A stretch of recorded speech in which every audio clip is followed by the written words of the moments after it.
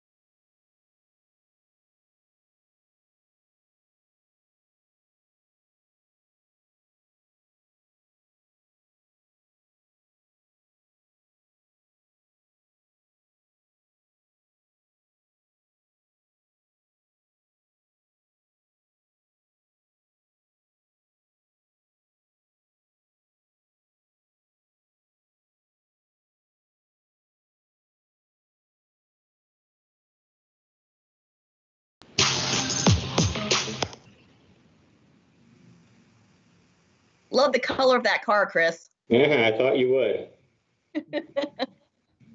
So I'm going to share my screen to show a quick presentation here.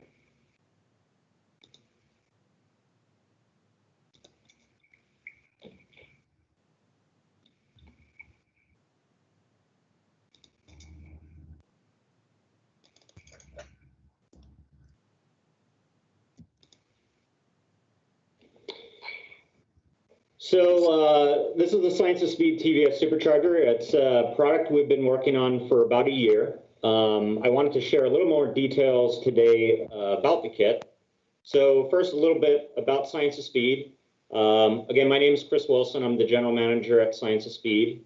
We were established in October 2001. So this time of the year is always a lot of fun for us because it's anniversary, and usually NSXPO is happening, and this year we're doing virtual NSXPO, and I think that's pretty cool.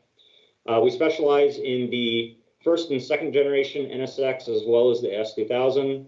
We're based in Chandler, Arizona, and usually it's me in the videos and at NSXPOs, but really Science of Speed happens because I have a great team that works with me, and we have 9 people here. You can see the various employees that have been here, as well as their hire dates. I'm very proud that I've been able to assemble not only a really well-experienced team, but also a team that's had great tenure at the company. So some key facts about the system. As many of you are aware, there has been various supercharger kits for the NSX for quite a while, about 20 years now or so.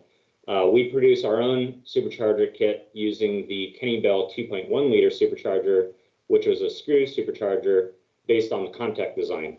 Comtech was supplying us the intake manifold, inlet manifold, and the belt drive system, and we basically took the Comtech system and produced a higher output design based on that supercharger.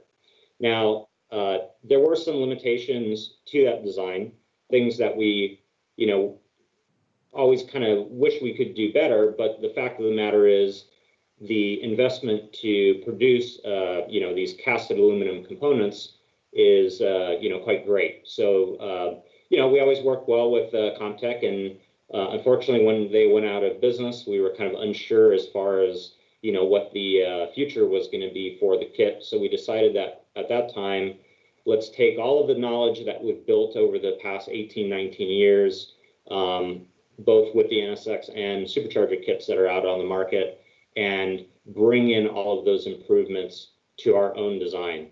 So some key facts: it's based on the TVS 1900. TVS stands for Twin Vortices Series. It is more similar to a roots than a screw type. So for example, the Comtech system that many people are familiar with over the years used either a 1.6 liter Lyshome or Whipple or a 1.7 liter autorotor unit. Our unit, the 2.1 liter that we discontinued about 2 or 3 years ago, was also a screw design. The TVS is closer to a roots design, but has many improvements that allows it to operate more efficiently. So the nice thing that I love about the Supercharger kits, especially this TVS kit, is it gives you V8 performance. So unlike a turbo system, for example, where even a really efficient system, a twin turbo system, you do have a bit of a transitionary boost lag. So it always feels like a turbocharged car, even ones that are really well developed. The thing that I love about the Supercharger kits is it feels like you took a small block V8 and dropped it into your NSX. So you get that really broad torque curve that I'll show on the dyno plot here. That kind of gives the NSX the power that it really deserves. 100 to 175 horsepower gain is what we designed the kit to be optimized for. We're in the process now of testing those upper limits. The kit is compatible on all NSX years. It is currently compatible for manual transmission only. We purchased a 97 automatic last year that we're going to be using for testing on the automatics to see what we can do with them. One of the key components is an expandable design. I'll show the next slide that talks a little bit about the intercooler. It's also been designed to work with a larger than factory throttle body, which for superchargers, reducing that restriction makes them work a lot more efficiently and produce more power. We've also addressed some of the issues that we've had with the prior belt tensioner system. So it's much easier to tension the belt now with a more robust setup. And the system also addresses one of the concerns that we've had with the CT and Comtech designs. We don't rely on the factory fuel pump. We don't rely on the factory ECU. There's modern fuel and engine management systems to support that additional power. So one of the key components with the TVS is that the bypass valve, the thing that basically allows the pressure to be bypassed when you're part throttle or off the throttle, is internal valve with the TVS design.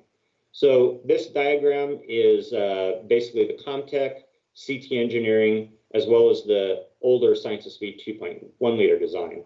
You can see that the way that the manifold is designed, and it's not shown in this diagram, but there's basically a big bypass hose that goes under the intake manifold.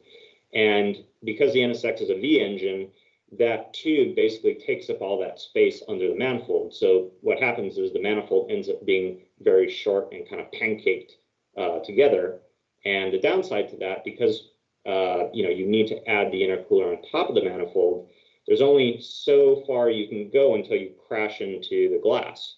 So the bar and plate intercoolers that have been available have a core thickness of only about 1 inch. And while it does make an improvement, it's not a substantial improvement. And they're fairly costly. So for that amount of money, you really want something that makes a big improvement. So the difference is with the manifold that we designed through CFD analysis, we were able to optimize the design of the manifold for best flow, but also we were able to integrate the intercooler into the manifold. So the intercooler is an option. It's not required. It will allow additional performance to be gained. And the best thing about the intercooler is that because it's in the intake manifold, there's no additional rise in height. So whether you have an intercooler or a standard kit, the height of the supercharger is the same.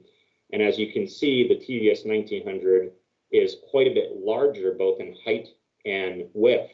But because we were able to make the assembly much more compact, the height of the TVS system is actually the same height as the Comtech or later CT engineering systems.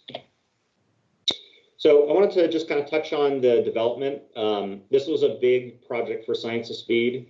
It basically required us to take everything that we had learned in the past 19 years and bring in additional help to pull that off, because a lot of the manufacturing of the kit was something new for us. So for example, last year we hired a product design engineer. You can actually see him in that photo there. His name's Mick. He is 3D scanning the NSX engine in this picture, which we use to check fitment virtually in CAD before we actually built any components. So this is the first Supercharger kit that was completely built in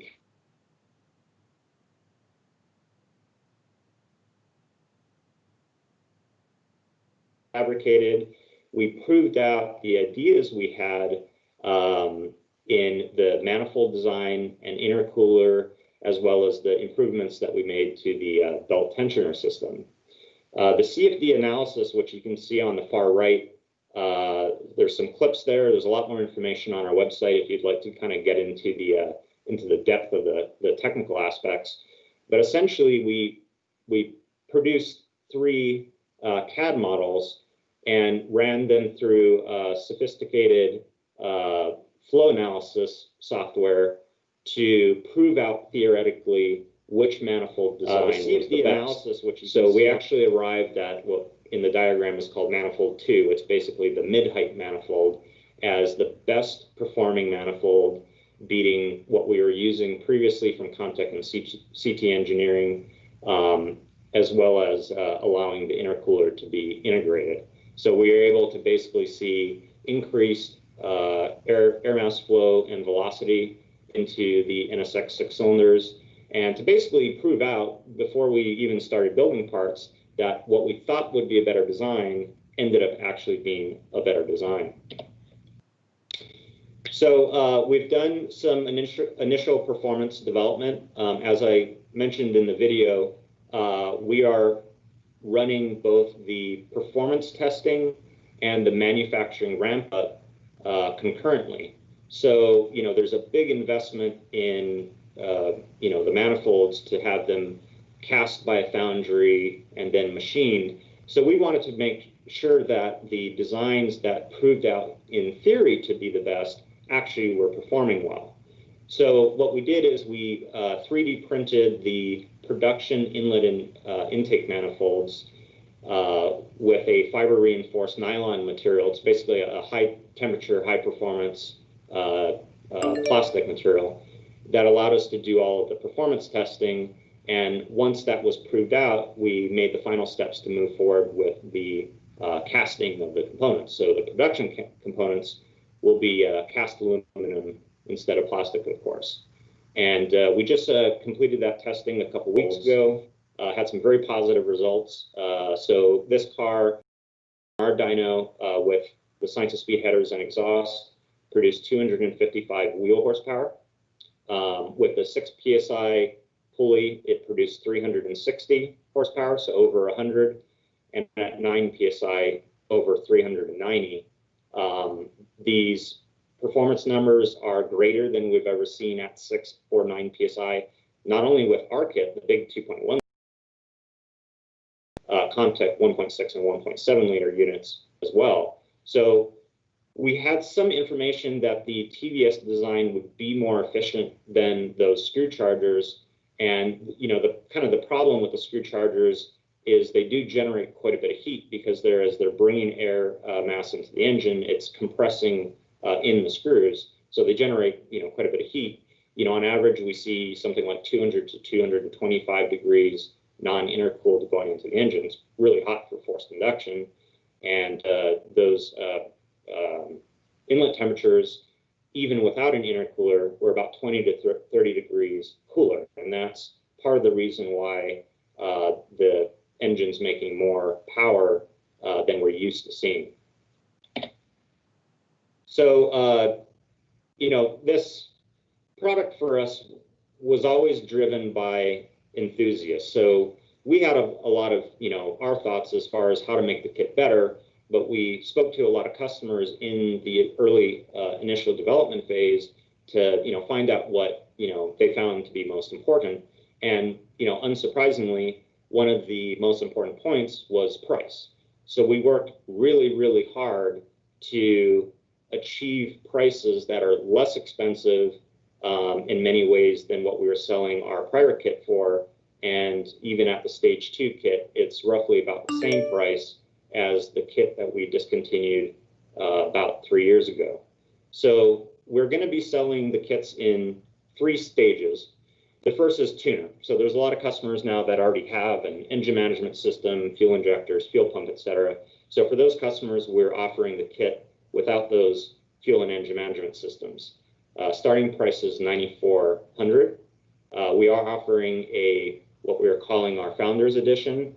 It's a celebration of 30 years of the NSX, and because of those 30 years, we're offering 30 kits initially that will receive a $500 to $1,000 discount off of these prices, and they will also receive a special badge and a special memorabilia item that will go along with the Supercharger Kit. So tuner kit, for example, for 91 NSX would be $8,900 in this first batch. Stage 2 is the other stage that we're going to be initially offering. Stage 2 basically takes the tuner kit and includes standalone engine management system as well as a fuel supply system along with the kit. In the future, something that we're working on now is what we call our stage 1 kit. It's going to fall in between the tuner and the stage 2 kit in price. And essentially, it's designed for 80 to 100 horsepower. But the benefit to that kit is there's no tuning required. It's essentially plug and play. So as far as orders go, we're going to start taking orders this Friday, October 16th. As far as shipping goes, we plan to start shipping kits in mid-November. We do have quite long list of customers that are already interested. So we're not taking any orders until Friday, and we are going to be limited on the Founders Edition for 30 units. This product is obviously pretty complex as far as not only selling and supporting it, but also putting all the pieces together to get the kits to customers with instructions and all that good stuff. So we're shooting for 5 kits per week, starting about mid-November. So to run through all 30, it's going to take us about 6 weeks or so to get through those. So I just wanted to say big thanks to the NSX Club of America. This is the 20th, I believe, 20th NSXPO that I've participated in. My first one was at Laguna Seca, and ever since then I was hooked. This was in '99. I find it as a real privilege to be able to come to work today and do something I love, but also to be a part of a bigger community. So I want to say thank you to the club, all the organizers that have put this together, and most importantly, the enthusiasts. So at this point, I'm going to kind of turn it over to you and see if anybody has any questions, either on the TVS Supercharger kit or really anything in general. So let's start off with quick questions. For you, Chris. A quick question for you, Chris. Robert Richardson here. I may have missed this detail, but for Targa owners, will they need a different Targa bar? That's a good question. Yes, the factory Targa brace, which is fairly compact to the engine, will require a brace, and it is an optional part that we will be offering on the website on Friday. Okay, and you already answered the related question. Having recently gone through the decision to force induction, this is everything I had to consider last year. Awesome. Thank you. I like that you're in your car too. Oh yes. So we do have a bunch of questions from chat, so I can go through that, or Yes, please. okay. First, some kind of quick ones. Do you need an automatic test car? We have a volunteer. We actually purchased the 97 NSX ourselves to do testing on the automatic. We finished headers for the automatic, and we're going to be starting on supercharger testing here in the next couple weeks. But thank you. Yep. Also, one that's probably a quick question because it looks like it's already answered on your website. Any chance of getting a CARB legal unit? So CARB exemption is not only a very expensive proposition, but there's a lot of moving parts in the logistics to make it happen, especially with us being in Arizona. It is something that we're evaluating. At earliest that we would be making steps to move in that direction would be about mid of next year. It's something I personally would love to do. The kit is certainly capable of it. It's really is, how do we justify the 15 to 20,000 in cost, and how do we deal with the logistics of getting it to happen? That being said, the SEMA organization has made the process easier. So it is something we're interested in that we hope to look into next year. Great. And any testing on the 3.2 liter, and would there be any concerns there? No, the 3.2s are essentially very similar to the 3 liters.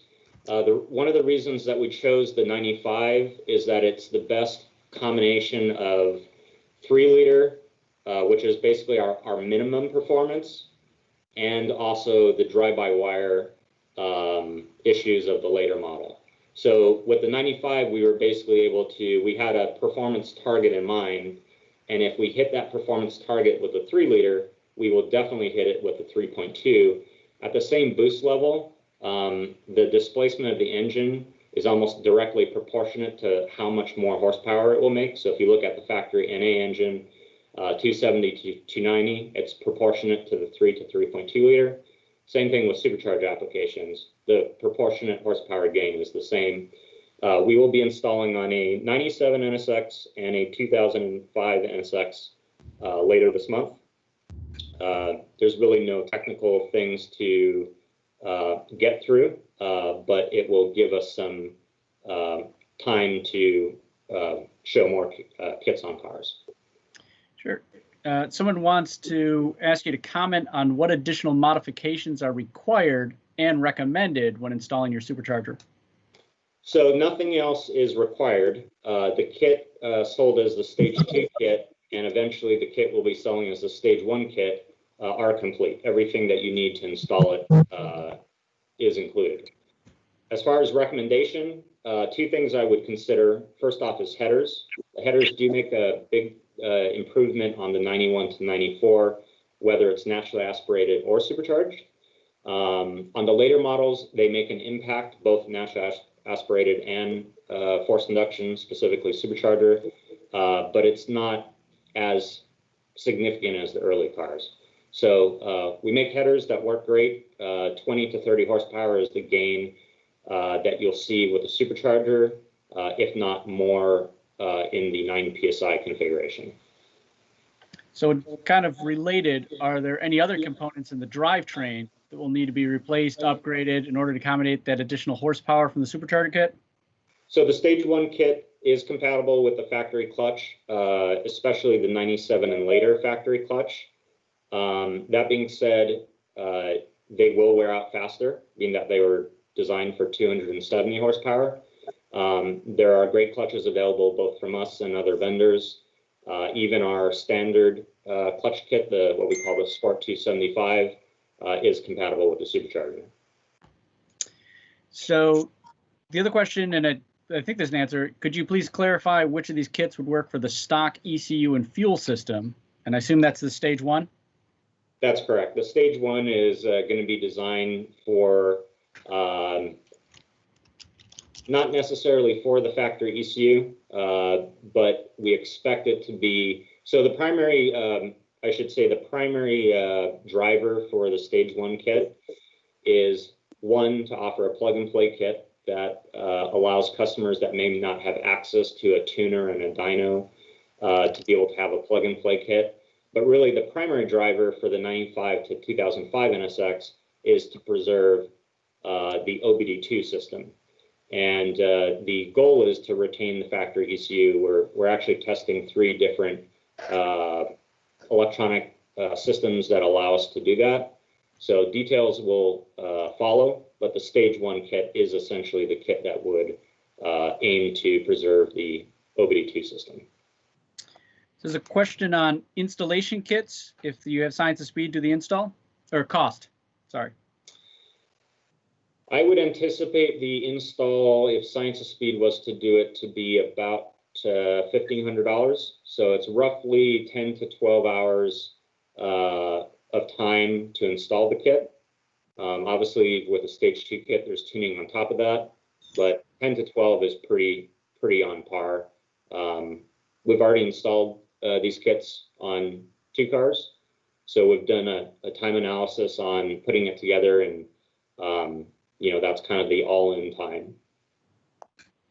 So would you feel that the stage 1 is a DIY installation product, or? Yes, we've geared it to be able to be installed by a customer that has, you know, moderate technical experience. The good thing is, so one of the things we're kind of known for is, even with our twin turbo kit and, you know, our prior supercharger kit and definitely the TVS kit, is we wanted to produce a part that, you know, gains 100 or more horsepower, but is 100% reversible. Because, you know, you never know what your kind of long-term plans are with the car. And, you know, we believe that the NSX deserves to be able to be reverted back to 100% factory condition. So the supercharger kit, the TVS supercharger kit, does not require any permanent modification to the car. How about a 91 to 94 with a throttle cable? The system is compatible with the factory throttle body. So 91, 94 is a cable throttle. The model NSX 95 and later, the stage 2 kit does require our electronic package for now. The goal is for the stage 1 system to preserve the factory throttle body. Any comments on your supercharger on the 3.5 liter option? 100% compatible, no issues. Okay. And do you have a pricing on just the intercooler? Our target price is $1,400 for the intercooler. That's for the assembly that goes into the supercharger manifold. And the install kit, which includes the front-mounted heat exchanger, water pump, and reservoir, is available now on our website. I believe it's around $700. Okay. Those are all the questions on the supercharger. Then there's a couple non-supercharger questions. Sure. Could you please talk a little about your ABS upgrade kit for the older NSX that's lighter, smaller, and better performance? Sure. So, you know, as probably many of you have heard, the early NSXs prior to 2000 have a accumulator and modulator assembly that can go bad. Either the accumulator goes bad or the solenoids in the modulator go bad. They are, last time I checked, still available, but I believe they're around 2000. So what we did is we took the ABS kit from the later model NSX, which uses a modern all-in-one modulator that does away with the accumulator pump, and use a wire harness from RF Yamamoto, which we take and pop so it's more durable for the installation, and that creates a plug-and-play solution. There are some people installing the SP1000 modulator, which is available inexpensively from wrecking yards. I don't have direct experience with that, but I do know that the software programming in the SP1000 modulator is designed for a front engine car.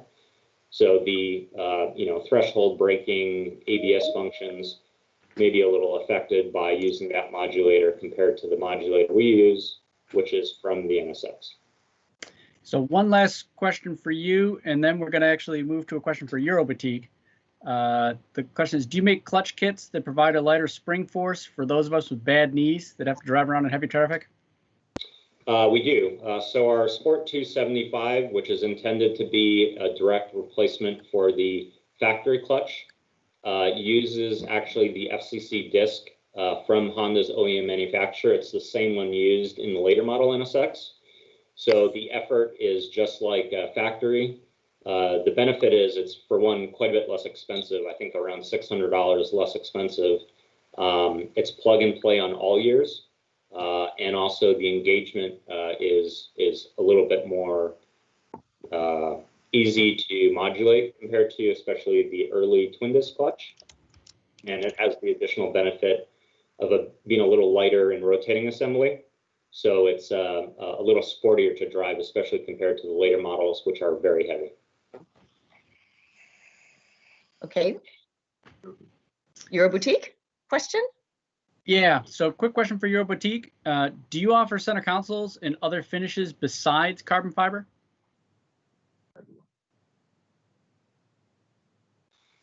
Rick? We lose Rick? I know he also offers fiberglass, right? Oh, actually, I see Rick. Let me see if I can unmute him real quick. I don't know if I can. Once you do that, I have an audio question for Chris, if Chris can hear me. Okay, go ahead. Yeah, go ahead, Hugh. Hi, Chris. Can you hear me? I can hear you.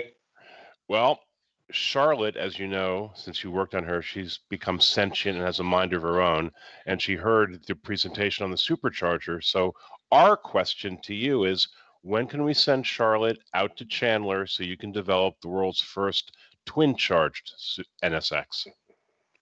I thought somebody was going to ask about that eventually. You knew it'd be me. There's no reason that I see it being impossible to do. It's actually, I think it's more or less straightforward. Really, I think the question would be why? Because I don't really see that the two compressors would gain efficiency. They would likely lose efficiency because you have a little bit of loss from, inertia and whatnot, friction from the various compressors. So definitely doable. Send it on over. Let's do it. It's more of a why not? I mean, why do I need 600 wheel horsepower? Why not do it?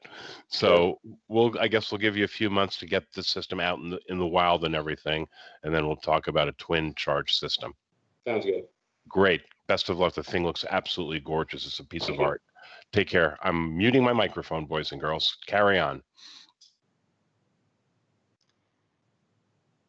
So I think we're still waiting on Rick to unmute. Oh, and it looks like May got muted. Okay, here, I'm unmuted. I was going to, go ahead. Dan, go ahead with the question, please. If we're still waiting for Rick, I see a couple more questions about the supercharger. Go ahead. There's a question as far as what ECU will be included. So we include the Infinity 506 with our adapter harness. That includes not only the Infinity, but also a wideband oxygen sensor and fuel pressure sensor. So 506 is the standard ECU. We can upgrade that to the 708 if anybody feels the need.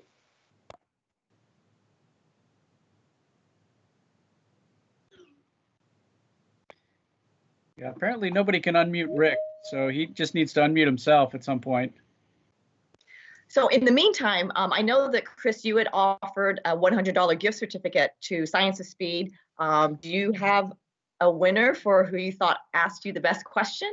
So what I was thinking we could do is, being that this has been recorded, I'm going to have my team review it on Monday, and $100 gift certificate to the question. Okay, excellent.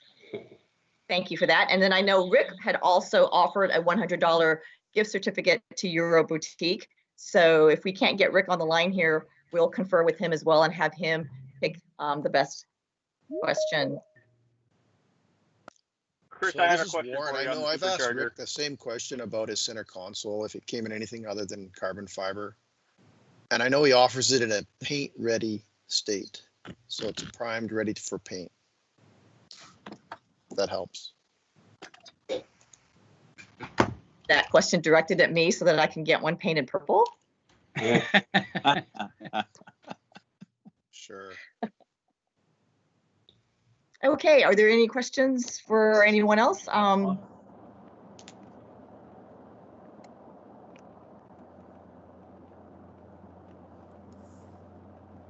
had a question for Chris on the Supercharger. Go ahead, Brian.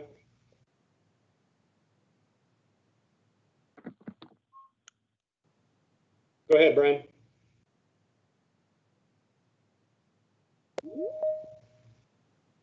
Oh, looks like we lost Brian. We'll never know what his question was. The winning question is, by the way, how many can I buy? That was the winning question. Chris, I'm back again. Sorry, guys, I got cut off there. Go ahead, Brian. Chris, on the superchargers, I know we had this problem before. Will they fit under a Targa holder with the new one since it's designed shorter? No. So the height of the TVS, despite the supercharger actually being taller, it's the same height as the CT or Comtech superchargers, which also don't fit under the Targa cover. So it is something we're considering. The difficulty with the, so Comtech offered a cover that held the Targa in place, but it was a fairly complex assembly, and you kind of had to gut your factory, Targa holder to make it work. So at this point, we're suggesting to customers, on my own Targa car, I keep a blanket in the trunk. If you put the Targa in the trunk, rotate it 180 degrees, it fits nice and secure, and with a blanket, it'll never go anywhere. Yes, it does take up a majority of the trunk, but I think honestly it's the more elegant solution, because the way to make a Targa cover work is like how the factory did it, and to produce that style of manufacturing would make the part exceedingly expensive. Okay. Thank you, Chris. You're welcome. So we got another question. Do you recommend the Supercharge to be used with the AEM FIC, or is it compatible with it? Good question. It is compatible with the FIC. The problem, and that was actually our one of our preferred devices that we were going to use for the Stage 1 kit. The issue is the FIC was discontinued about 3 years ago. And as far as I know, all of the supply has dried out. If you have one available, it most definitely can be used, and we can help you with getting that set up and a base calibration. Okay. We have another question here from Chris. Hey, Chris. How about a crazy idea of using the spare tire well to put in some electric motors and a battery to mimic the NC1 setup? Chris, I'm sorry, I didn't hear you. Can you repeat, maybe a little closer to the mic?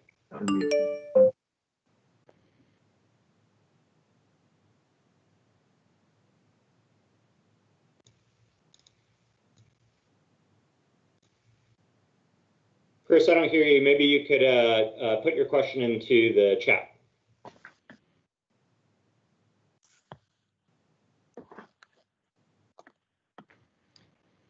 May, you're muted as well. Okay, I'm unmuting. Just come over here and ask the question. We've got two laptops set up here, so just have Chris ask the question direct. Well, I see a question about, do I prefer supercharger or twin turbo? So I think that kind of comes down to what's the goal with the car. So if you're someone who is looking for 500 plus horsepower right off the bat, the answer is pretty simple. Turbocharger is the way to go.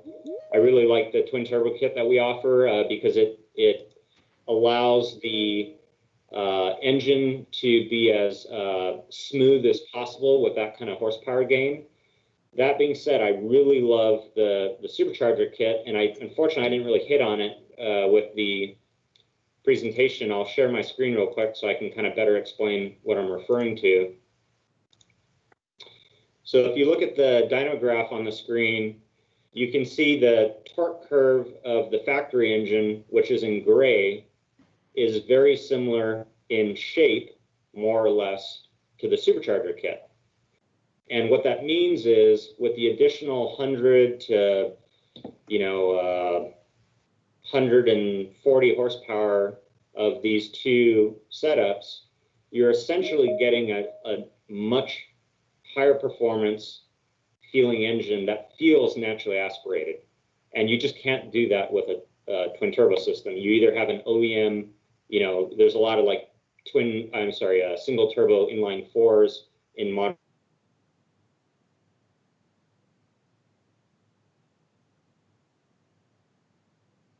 About halfway through the rev band.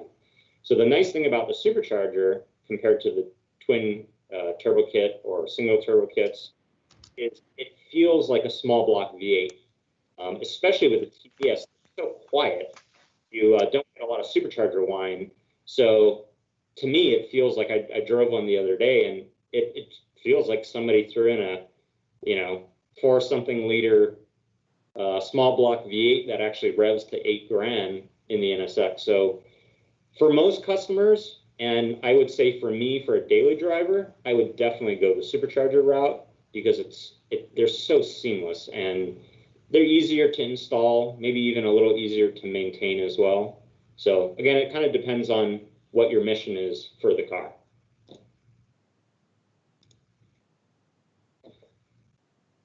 Hey, Chris, I have a crazy question. How about using the spare tire well and stuffing some electric motors and a battery in there to mimic the NC1 setup for more power? And then you wouldn't have to worry about carb certification. I love your ambitiousness. Let's do it. Send us your NSX. Let's do it. Actually, Hugh asked that question like probably 2 years ago. Oh, he was wow. talking about sending his NSX to get that done. And I actually think there's enough room to pull it off, but there would be major retrofit of the car to do that. So is it possible?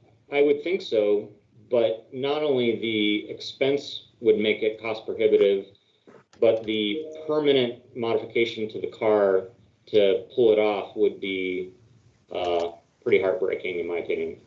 My query was for the front wheels, because actually even before I sent Charlotte to you for the turbocharge, Dwight Brady at Honda Foreign Tech said, well, you know, all you need to do is put electric motors on the front. This was even before the NC1 was conceived. So that's where the idea was drawn from. And then when I looked at the NC1 front electric motors, I go, yeah, they might fit. But anyway, I like the twin charging option better. I'm muting my mic. Onwards, boys and girls. So how are we on time with questions, May? We got a few more. As long as the three presenters can stay on to address questions, we can go as long, you know, I think we're fine. I saw. Go ahead. How much weight does it add to the supercharger? That's a good question. We haven't weighed the parts yet because the aluminum castings were the first articles were actually completed last week. So we haven't machined parts yet. That being said, we do have weights in CAD, and I'm going off of memory here, so don't quote me, but I'm thinking it's probably going to be in the neighborhood of 40 pounds. And I'm not familiar with I guess the follow-up, how much is the stock manifold, I guess, for a 3.2, do you know? So the 40 pounds would be the net difference between factory and the supercharger. It may be less. I don't know. We'll know for sure here in the next week. And I think that's a good thing. Actually, that might be the question of the day. That might be a good thing to add to our website prior to Friday, because I know, you know, the NSX is a lightweight car, and making that a priority is important. So let's plan on having those details on our website this Friday. Great, thanks. Thanks for the great question. From chat, you said inlet temps are 20 to 30 degrees cooler without the intercooler. What are the actual temp values you're seeing? So the max temperature we saw was 165 degrees at 9 psi. It was about 155, going off of memory, 155 at 6 psi and 165 at 9 psi. In general, with the twin screws, we were seeing in excess of 200 degrees. We have the data logs from all of the testing, so we plan on putting that on our website as well. So C30s are getting old and parts are rare, as you noted. What components are going to be more stressed with the 6 PSI boost? Well, our experience is the NSX is actually pretty overbuilt. There's a lot of components of the engine that are definitely way overbuilt. So, for example, we produce in excess of 600 horsepower on the factory rods.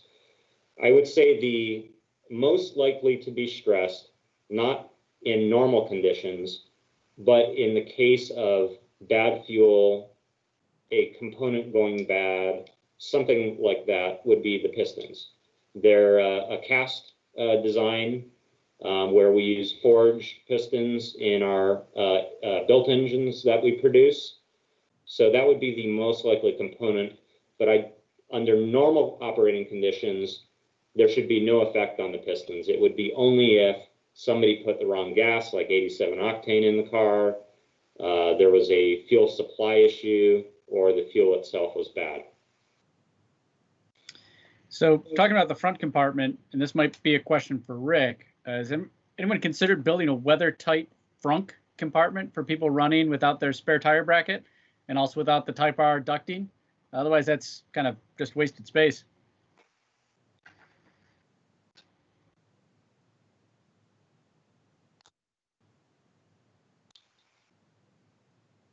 I think Rick may have ghosted us.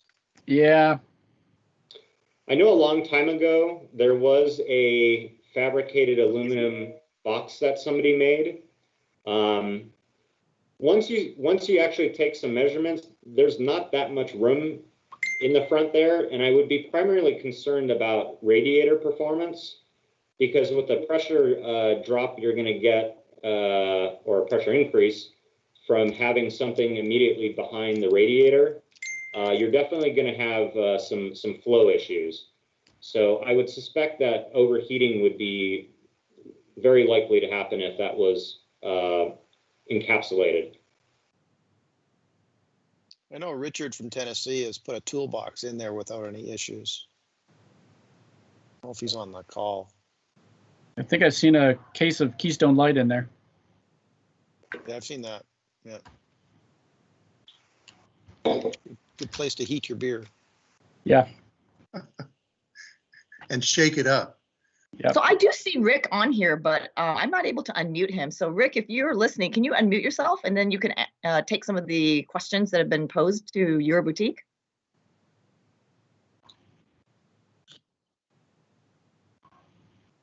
Okay, well.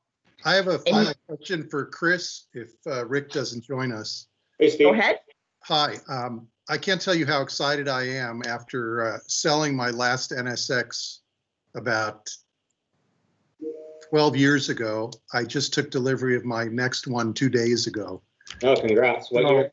There's one of the first things on my list, and I want to ensure proper tolerances. And I'm hoping this question is considered for question of the day. Do your shirts fit true to form? I would say yes. I'm wearing one of our shirts now, and it's a medium, and yeah, I fit mediums. That was a lot less technical than I thought it was going to be. Damn. Steve, what year did you buy? Pardon? What year did you buy? I found an unmolested 1991 in Sebring Silver. Oh, rare one. Nice. I saw a question from Jason.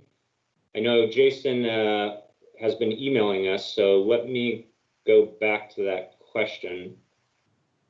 Jason, maybe if you're on video and you have a mic, maybe you could ask in person while I try to scroll through this and find you. So I do have an update on Rick. He had to take care of a client who showed up at the shop, so he's not going to be able to take any other questions. But if you do have any, feel free to email him directly or let us know and we can get you in touch with him either way.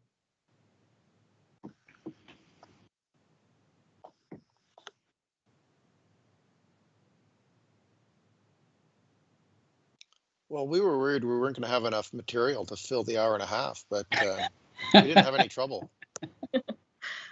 Okay, well, if we don't have any other questions, I'm going to go ahead and wrap up the session. So going once for any other questions? Can I Can I ask you a question, Chris?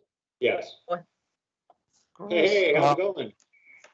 Hi. Hi. It's not car related at all, and I don't know if it's appropriate, but my agenda says this weekend there was something special you were gonna do.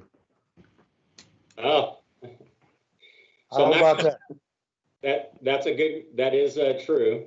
So I was actually supposed to be married to my partner today. Oh. And I was born and raised in Hawaii. So we were planning a trip and something happened early this year that kind of screwed those plans up. What? But, you know, like I've said, you know, we're planning on a lifetime together. So what's another year? And hey, who wants to get married in 2020 anyway? Oh, Awesome. gotta have something good in 2020. I do think that's the question of the day, Chris. Yes. Hey, That's congratulations. a good one, Renee. That's awesome, Chris. Congratulations, buddy. Thank you. Thank you. It's all good. Well deserved. Okay. Chris, this is Mark. I think Portland in 21 would sound good. Yeah, there you go. Okay, well, thank you so much to all the enthusiastic participants for all the questions. Thank you so much to our 3 vendors, to Your Boutique, Cedar Ridge Fabrication, and Science of Speed. And as a reminder, this session is being recorded and we'll post it to the NSXPO website later tonight. And then, as you guys know, we're also spotlighting 2 of our sponsors each day, or several of our sponsors each day. And today's sponsors are NSXE Repair, as well as Science of Speed, and their videos are posted to the NSXPO website. Tune in tomorrow on Sunday, October the 11th from 3 until 4 p.m. Pacific for an NSXPO 2021 Portland update, and then followed by our live auction. If you are not able to attend tomorrow's session and you want to bid on something in the auction, you can send your bids by 6 p.m. Pacific today to nsexpo@nsxca.org. And there are more details on the auction rules, as well as a list of all the auction items posted to the NSXPO website. And both Chris, Dave, as well as Rick were generous enough to provide us with items for the live auction. So again, thank you so much to all of you 3 for really supporting our organization. Thanks, everyone. And Also for now, may I also wanted to share that we produced a video about a first-gen NSXR that was at our shop recently. We produced this exclusively for the NSXCA. So I'm going to share that in the chat. It is available now if you're interested in watching it. Thank you. and then I believe it's also posted to our website as well. I think I linked to it, so access it there. Okay, thanks, everyone. See y'all tomorrow. Thanks, everybody. Thanks. Going Thank for a you. drive. Have a good night, everybody. Bye, everyone. Bye, y'all. Thanks, everybody. Thank you.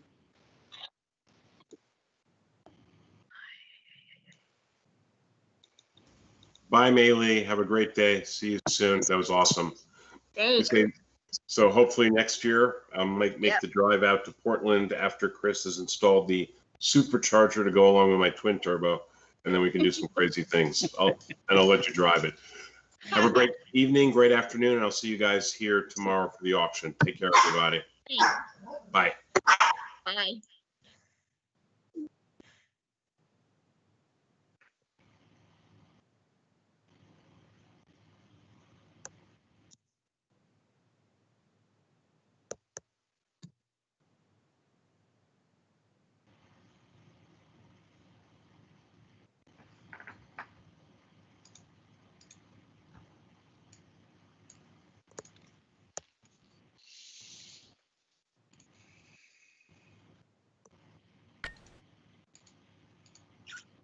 Hey, Dan, it's Mark. Mark. Can we talk a couple minutes about tomorrow? Yeah. Do you want me to do what you were doing on taking questions, or you're going to handle the auction? I don't know that there'll be many questions on the expo, and the guy, Ira, and those guys should be able to handle those questions. Yeah. All right. All right. So my only responsibility would be letting people in tomorrow. Okay. Okay. Yeah, I'm fine either way. It was pretty easy as long as we weren't at capacity, I just opened up. I'm connected twice, so I have a second monitor where I could just keep record of the questions. So I'm happy to keep doing it.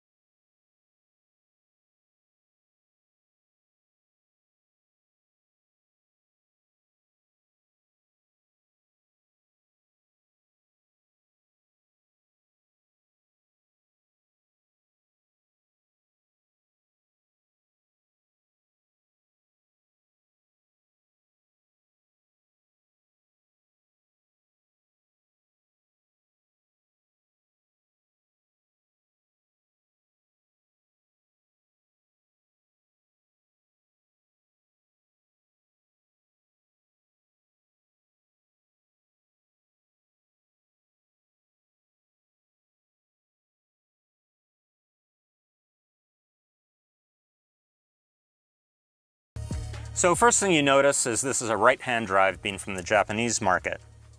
With an already capable aluminum chassis, the engineers wanted to sharpen the NSXR, and the first step was weight reduction. By eliminating the air conditioning, the stereo, which are options in the NSXR, but all the cars removed the traction control, the engine cover, the wheels are lighter. Altogether it resulted in a weight reduction of 265 pounds, putting the car just over 2,700 pounds. By eliminating the weight, car feels faster, handles better, and brakes better. The steering wheel lets you know you're in an NSXR, so does the instrument cluster. This is the only car with the yellow needles, giving it that extra special touch. In addition to the steering wheel looking good, it's also another feature for weight reduction, airbags eliminated. There's also several other features that have been eliminated to reach that weight goal. So for example, the driver's side is powered, but the passenger's side is fixed in place without any power. But it extends further than that. In addition to the airbag, they've eliminated the trunk pop. You need to use the key manually for that. There's also no power door locks, and the mirror controls are eliminated as well. So all of these small steps add up cumulatively. When you drive the car, what you really notice is a lack of sound insulation. So the rear firewall, sound damping pad, as well as the carpeting has been reduced in thickness, and the sound damping pad completely eliminated to achieve that weight goal. And altogether, that's really what achieved that lower weight and that sharper feel for the NSXR. But the NSXR isn't just about weight reduction. So Hondas are precisionally crafted, well-balanced vehicles, and the NSXR is no exception. What I mean by that is the NSXR has a number of components that have been made to work together. While it's definitely geared toward high performance, that balance results in a really enjoyable driving experience. So for example, the wheels and tires are bespoke to the NSXR, and those work together with the NSXR specific Showa shock absorbers. Now everything's definitely a lot stiffer on the NSXR between the springs, the shock absorbers, and the anti-sway bars, but especially on a smooth circuit, there's nothing else like driving the NSXR. So let's go take a look at the engine.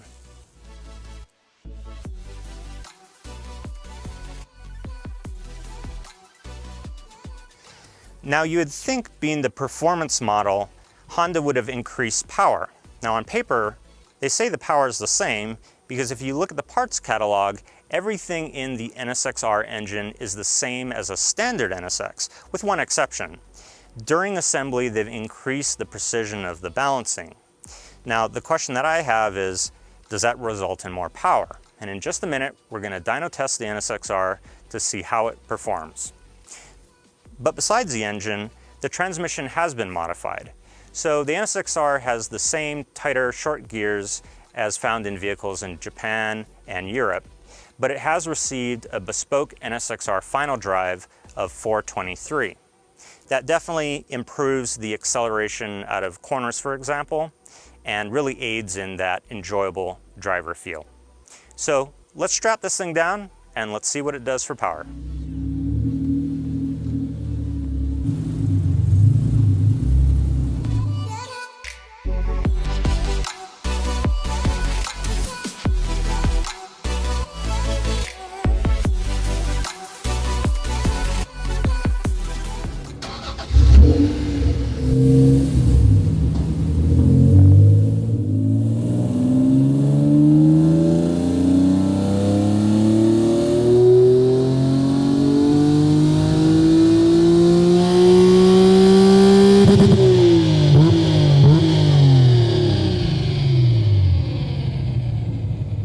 So how did the NSXR do? Did it produce more power than a standard NSX?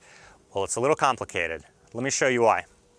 So this NSXR has aftermarket headers. They're made by Comtech, and an aftermarket exhaust from Science of Speed. We didn't have an NSX with that exact combination of parts, so we had to find what was closest. The NSX that we found was also a 3-liter, manual transmission, also had a Science of Speed exhaust on it, but it had Science of Speed headers.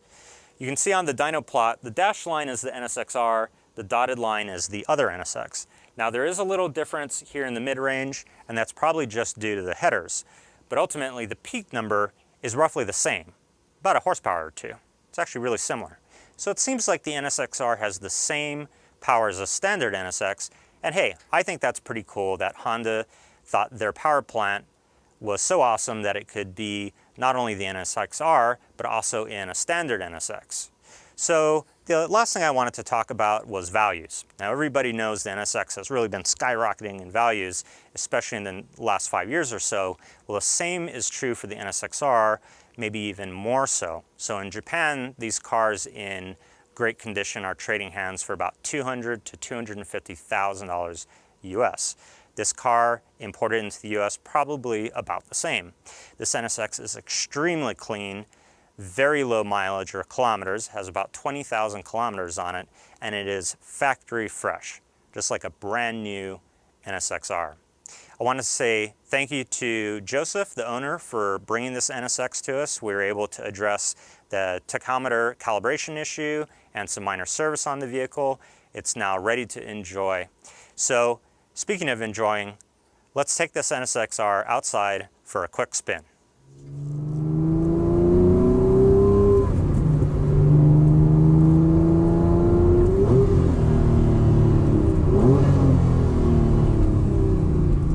You know, the first thing you notice about the NSXR is how raw of a driving experience it is. And by that, I mean that in the best possible way. It takes everything that's good about the standard NSX and concentrates it and boils it down to the ultimate NSX driving experience. And I would argue the best driving experience of any sports car, whether it be nearly 30 years old like this one, or something that you can walk into a dealership today and buy. You know, this type of driving experience just isn't something that you can replicate in any modern car. You know, the NSXR, it definitely is a stiffer version of the NSX. You know, I had the chance to drive a later model NSXR at Suzuka Raceway, which is an incredibly smooth track. Talk about an experience of a lifetime. But even at Suzuka, you could really feel how stiff this suspension is. But despite that, you know, would this be a daily driver? You know, probably not, but you know, you could. It's actually an amazingly smooth and comfortable car to drive. So, thanks for watching this video. It's been a real pleasure to work on this car and to share it with you today. Thank you and have a great day.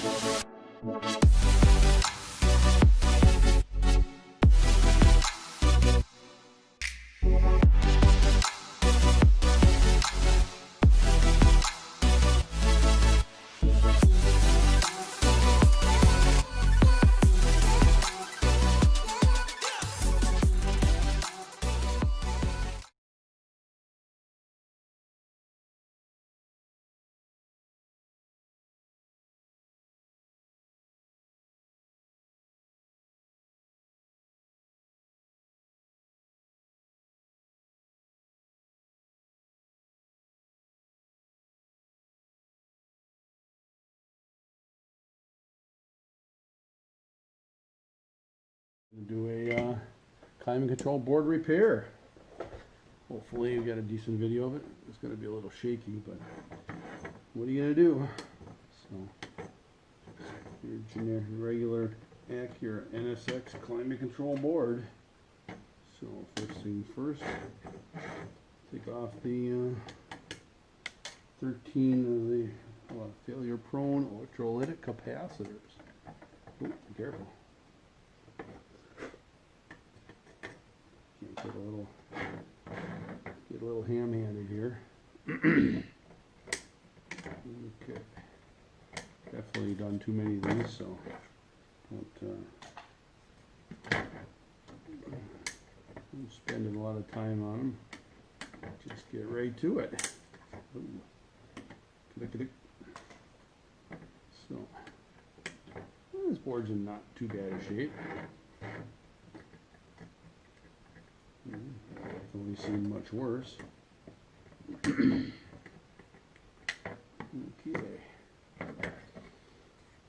And one more. Okay. So, need to loosen up all the faster leakage corrosion.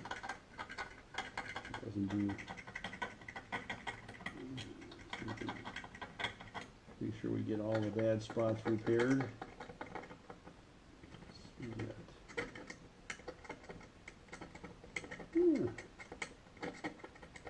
Nothing too much here. Oh, there's a spot.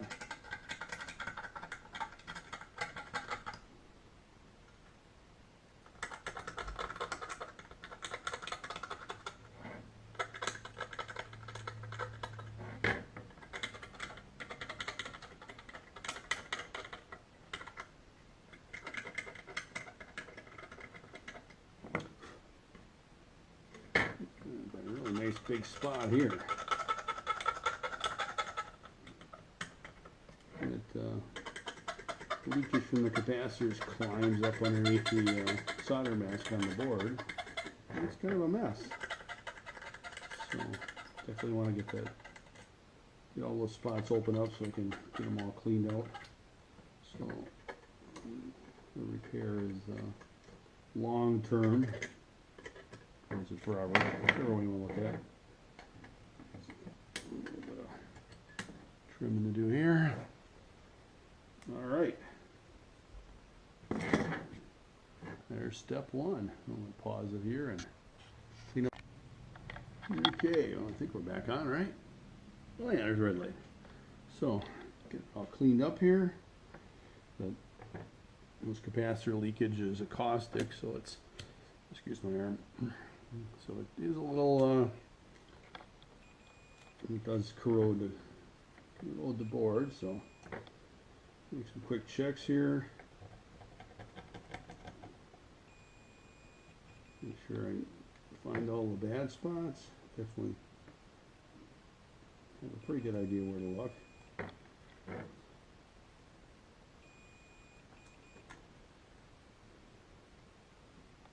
Definitely gonna make some repairs, even though the board's got no obvious damage to it.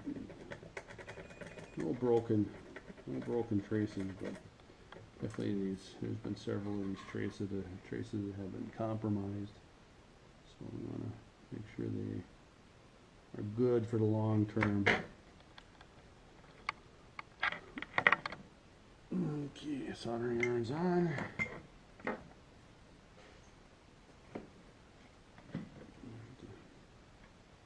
Remove all the old, pull the solder out of the old holes here.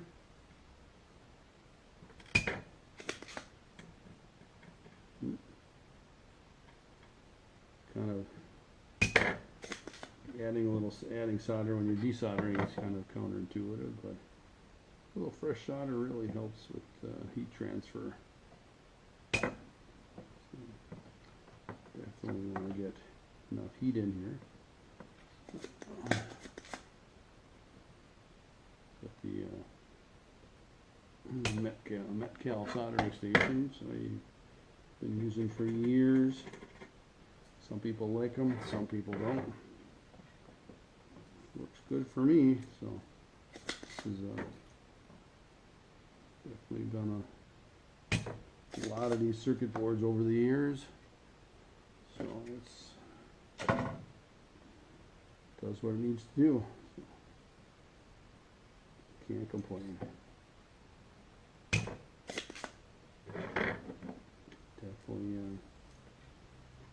Definitely goes pretty quick. And they're not in bad shape like this one.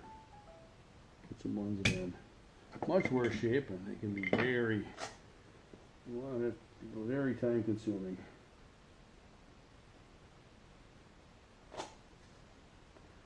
All right.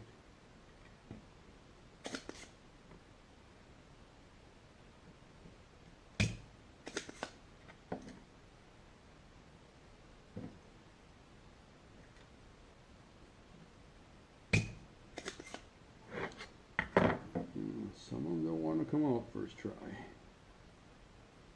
We want to get the holes all nice and cleaned out. So I have to fight getting the new capacitors in place.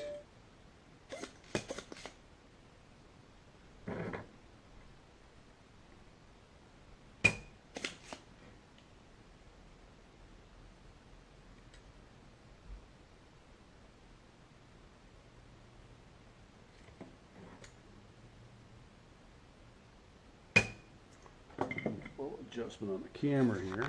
I got you. Hopefully, getting a reasonable view of this. It looks pretty good, but using the GoPro, you don't have much of a viewfinder. It's kind of a point and shoot. You point it to where you want to go, and hopefully it comes out good.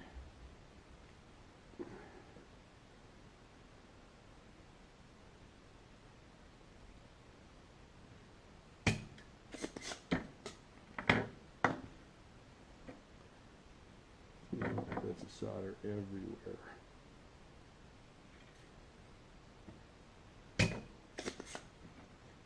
Okay.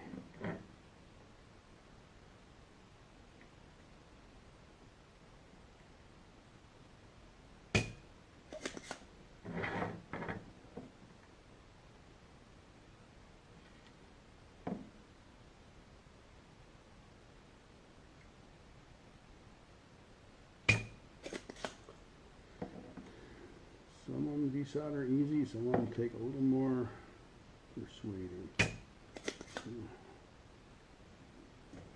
I usually work from the top side of the board. Most people can work from the bottom side. I like doing the top side, and then take the solder off on the top, and then put the resolder from the bottom. Both ways works, but all right.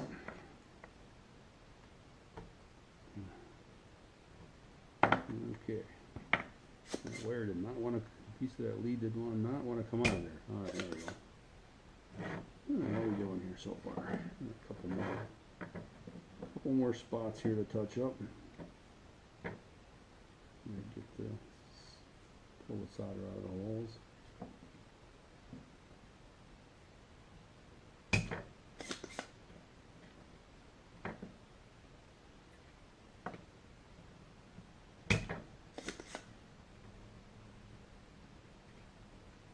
Okay, third time's a charm. There it goes.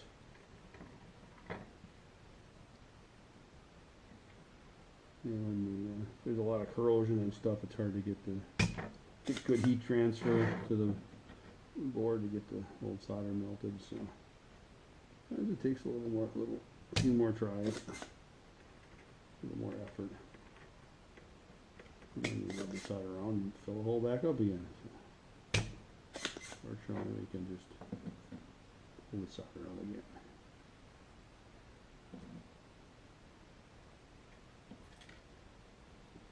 Okay. Yep. Still got stuff going on there. Come on there.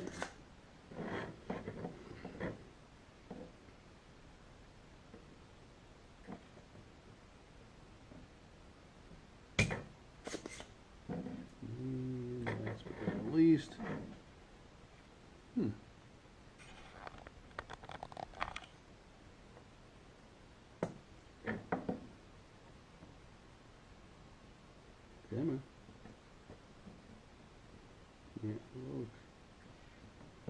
corrosion there.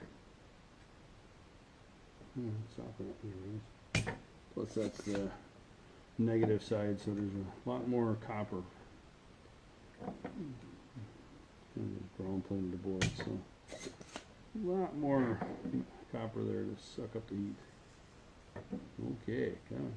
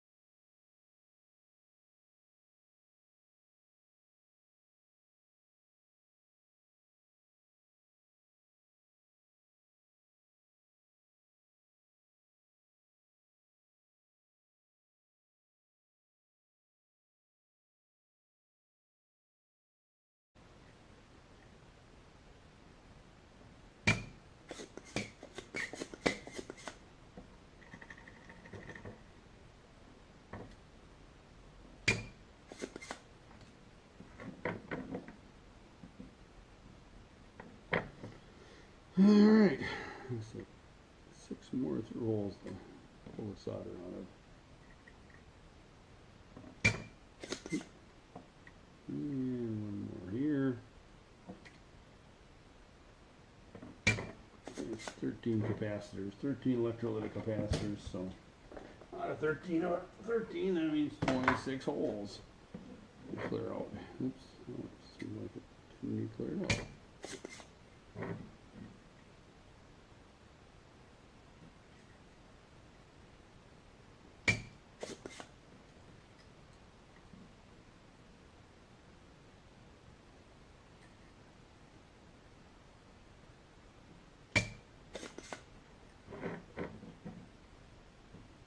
Okay, getting there.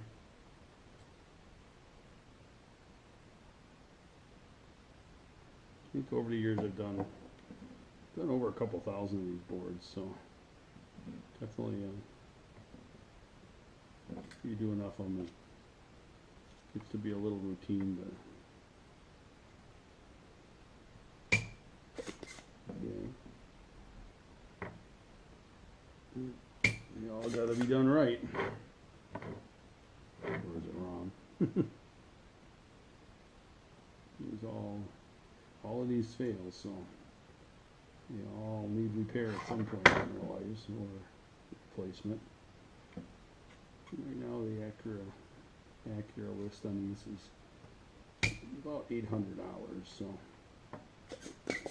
repair is definitely economical over the cost of buying a new one, and as with a lot of NSX parts. Not sure how long these are going to be available. Solder sucker's getting a little full of solder.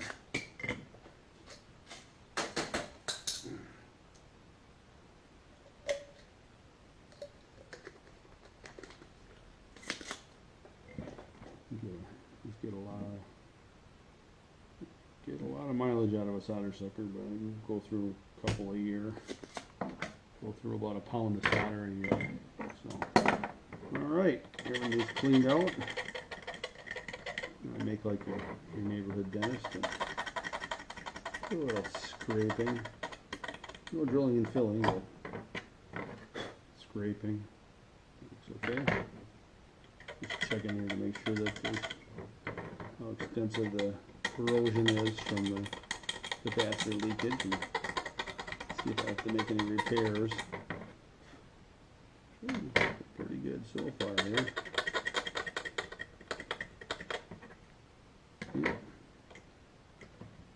Doesn't need a wire.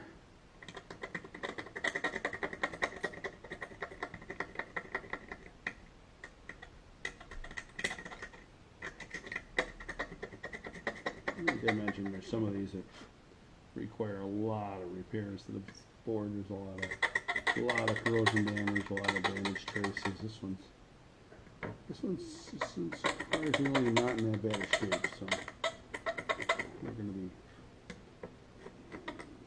to have a lot to do, a lot of circuit board repairs to do, if any.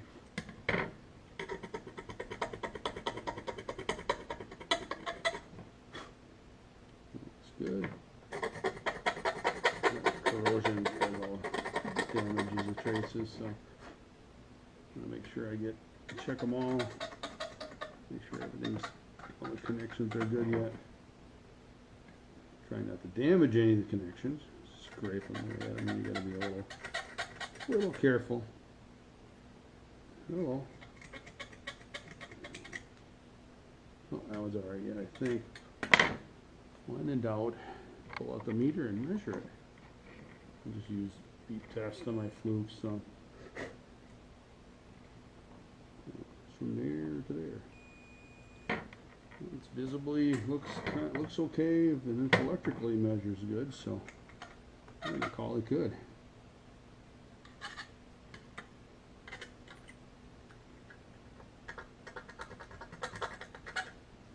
Sometimes I gotta put it up to the light and check.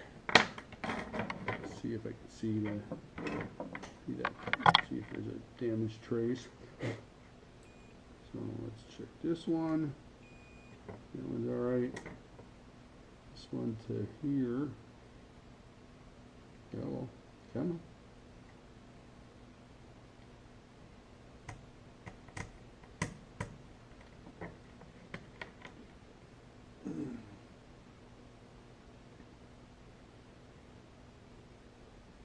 Second one. Okay. Check it. You gotta check it to the right point. Okay. We're golden. So, now comes my favorite part, putting it back together. So, I replace with all the same values, except maybe one, because some of the values are getting a little more difficult to get. As with standard with capacitors, as you always want to get the capacitor rating, so I have the rating in microfarads, the same, and at least the same voltage rating. You can go up on the voltage rating without hurting anything, without causing any issues. You don't want to put in less capacitance, you don't want to put in more capacitance, you don't want to put in less voltage. The voltage rating. Capacitors are rated to work at a certain voltage, and if you over voltage them, they can be unhappy and blow up. And with electrolytics, you definitely don't want to put them in backwards, because when you put them in backwards, they fail catastrophically. They split open and smoke comes out. It's pretty cool. So obviously you gotta pay attention to the orientation of the capacitors. Make sure they're positive and negative ends of the capacitors are positive and negative leads of the capacitors are in the right holes. These boards are all marked to the polarity to the capacitors.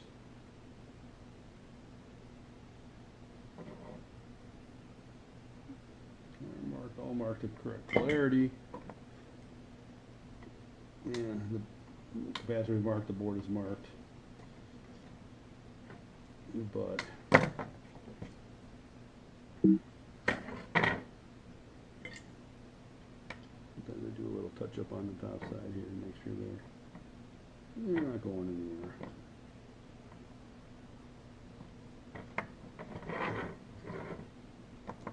Make sure they have good electrical connections. So the boards are marked. Usually the negative side or the positive side marked. Well, this one's it's marked negative and the positive marked. And all the capacitors, of course, are marked minus on the minus band. The minus lead is shorter, and the other side would be positive. So as long as you put the longer lead, let's put this one in first. The longer lead goes in the positive and the shorter lead goes to the negative side. And most circuit boards are lined up where all the capacitors are all facing the same direction. If you notice that all the negatives are which may help.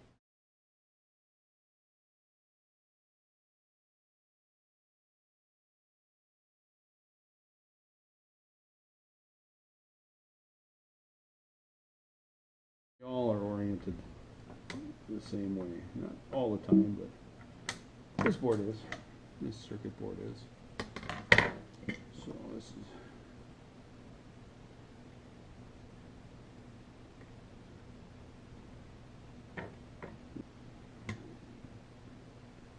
the bigger the bigger blob doesn't make a better job of it, as is said by some people.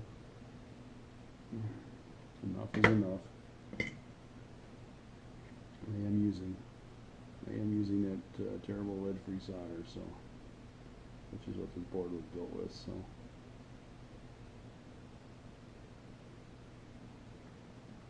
this is also a no clean flux formulation, so you can see it doesn't leave those big puddles of brown stuff like a rosin core solder would. So works very well. You see by 1 pound spools, so I go through a fair amount of it. Let's see. Definitely go through a lot of capacitors.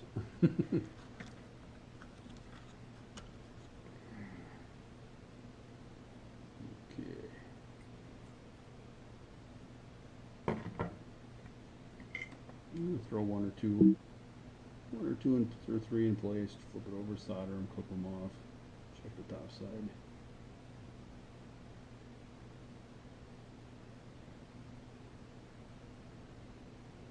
Enough solder on, make sure you give it a little time for the solder to flow nicely.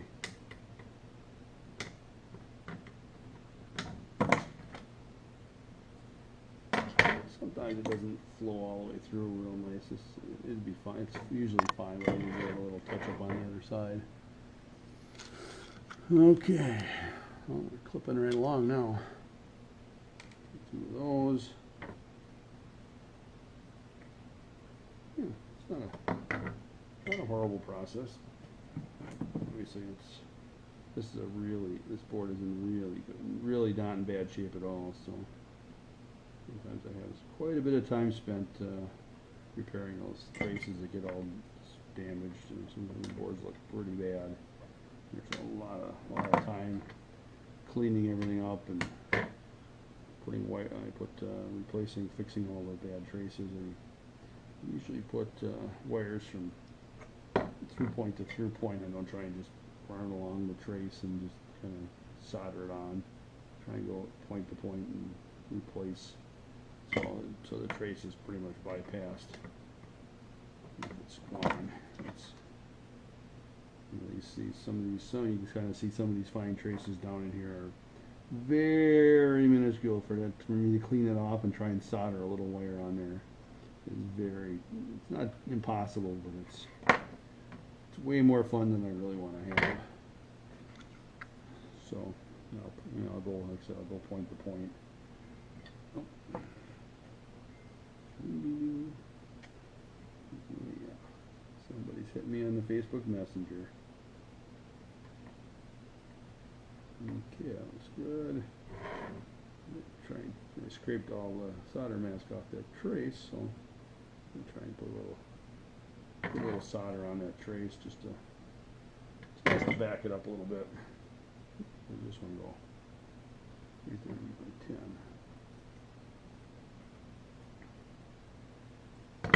Like I said, I've done quite a few of these, so don't have to look up. We've got all the locations and all the sizes all memorized after lots of repetition. So definitely go together pretty quick. He said, since this board doesn't Doesn't have any big problems, but that's subject to change once I put it on the test fixture too. I normally normally go right into repairing them. Not very often do I pre-test the boards before I work on them. I usually tear them down and clean them up and go through and fix the stuff that I can see, and then test them. And 95% of the time, 90% of the time, it's good. Once in a while I miss something, I've got to go back and figure out what the problem is. So these boards that look relatively good are kind of scary because who or what got into it. There might be something damaged, something blown up. The light back feeding power into the sensor lines and helping me out with that. And it stops working. They do all kinds of stuff trying to figure out why it doesn't work. So they're pretty durable. They're pretty well built, well engineered. They take a lot of abuse, but feeding 12 volts back into a 5 volt signal line is usually not the best for it. All right, well, I'm going to stop you here and take you back to the test fixture and see if... All right, we're back at the board here, my test fixture here, so plug it in, test display unit, so hopefully we'll see what happens here. Light it up. All right, so it does look like it's functional. At least it lit up. Check to see if the display lights work. So I go minimum temperature. I wait for the fan to come on. Maximum temperature. Standard test procedure. Oops.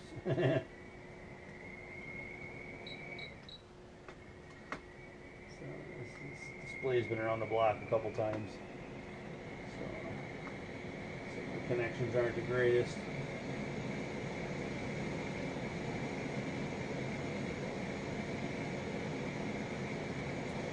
All right, so I saw the, there we go. So I'm going to go to maximum temperature. I'm looking for the mix water valve to open. This is the vent opening and closing. Now it'll close. One notch off of that, it'll be closed.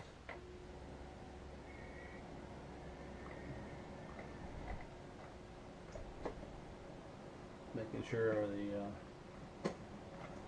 all the modes are working. The mode motor's down here, the vent motor's here. The mix motor's actually underneath the unit. This is actually the compressor run signal, so if you can see, surprisingly or not surprisingly, the air conditioning compressor runs a lot. Oh, come on. I think that's just a bad connection in my display here.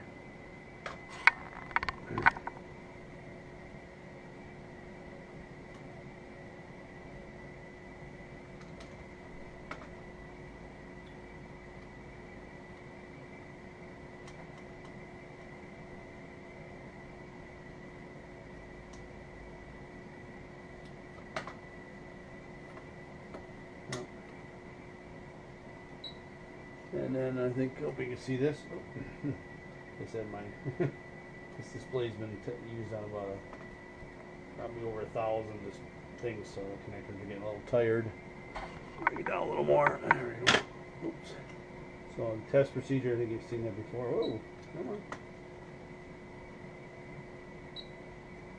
So auto and off. So we have no errors. Create an error. And you can see I disconnected the mode motor. And now we have on, which is AC on. Open position signal circuit for mode control motor, mode door stuck. So, all right, I'm confident that's a that's a good board. So that's the extent of the process. Disconnect from my test fixture here. Cut that off. Cut that off. And of course I'm going to autograph it like every board I do.